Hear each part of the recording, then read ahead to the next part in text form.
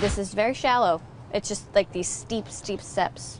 It's like flat and steep. The grade of the steps may be shallow, but we are deep. You know, give or take. I'm deep. This is the entertainment business, people. Okay, well, let's start there. So, as a child of the entertainment business, what do you really think of it, Leighton Meester? Leighton Meester? Leighton Meester is nice. It's Leighton Meester, but Leighton Meester works. It's probably the best interpretation of my name that I've heard. I've heard every kind of name you can imagine. I know that with Gossip Girl ending, you have been asked the same questions over and over and over. It's okay. No, I'm not going to ask them. What haven't you been asked that you're dying to answer? I don't know. I mean, I actually have no plans, particular plans or anything. I don't really know what I'm going to do with my life, so that's exciting. But I think that that's the best part, is that I'm just sort of planning to spend time with my family and take a little bit of time off and travel and, you know, garden and like maybe go to school at some point. Do like life things. Life things. So did you forego college because of Gossip Girl? No, I was already foregoing it regardless, but it didn't help. Forewent. I must have totally blanked on the part where I invited you over.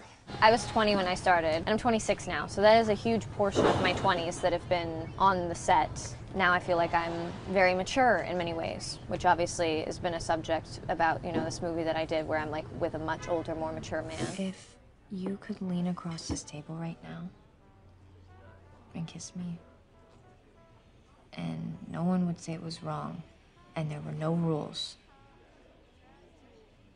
would you do it?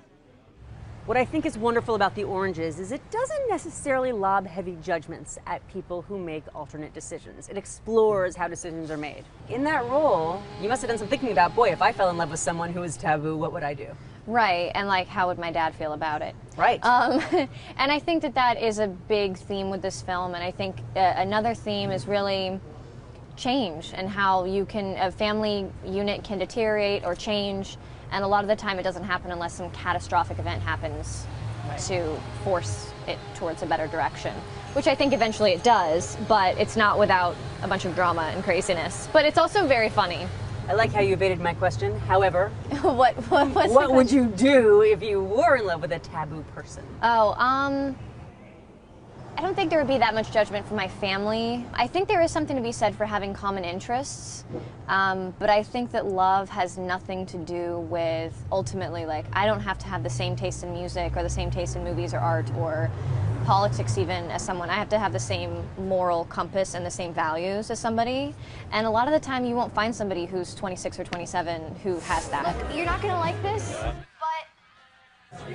Ethan and I are getting married. This character was very close to who I am in many ways. Obviously, many ways not. She's like this very rebellious, self-involved youth. Well, it's like me too. I think that I just sort of got to reflect on different parts of her and different parts of me and see the similarities. I also started playing guitar and writing music during this time, and it was just like a really good time for that. Just like helped me to connect with my emotions in a different way. But you've sang with other bands before. Yeah.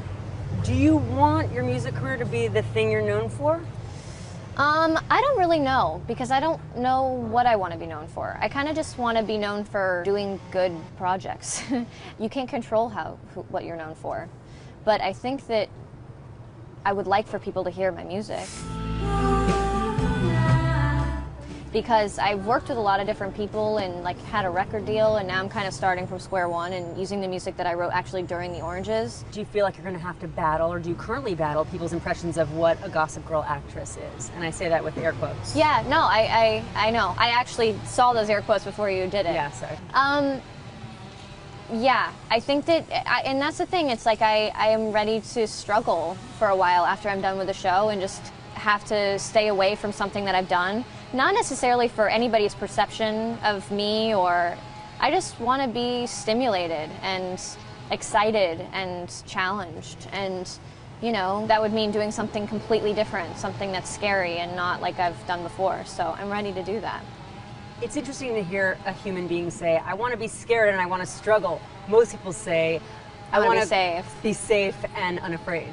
Yeah, I mean, to some extent I do, but I have come to terms with the fact that there's no end, because I've been acting for 15 years, and if you had asked me even like 5 or 6 years ago what my dream would be, it would be to be like in Right New here. York or in a show or, you know, doing Talk Stoop. And I'm like, obviously this is amazing, and I do try to stay in the moment and be present and be grateful, but it never ends. You know, I want more, better, different. Like, I think that that's the only way I'll be satisfied. Thank you for bringing your struggle here, because as you can hear by the tree that's being chopped down Is and it the a building that's tree? being torn apart, there's a struggle here for I was the looking at whole that, I was like, wow, next season. you were probably crazy about that when that came. Girl, you have no idea. Listen, thank you so much. I would cheers you, but I'm sorry, you got yes. nothing. Here, let's fist bump. Explosion. Oh.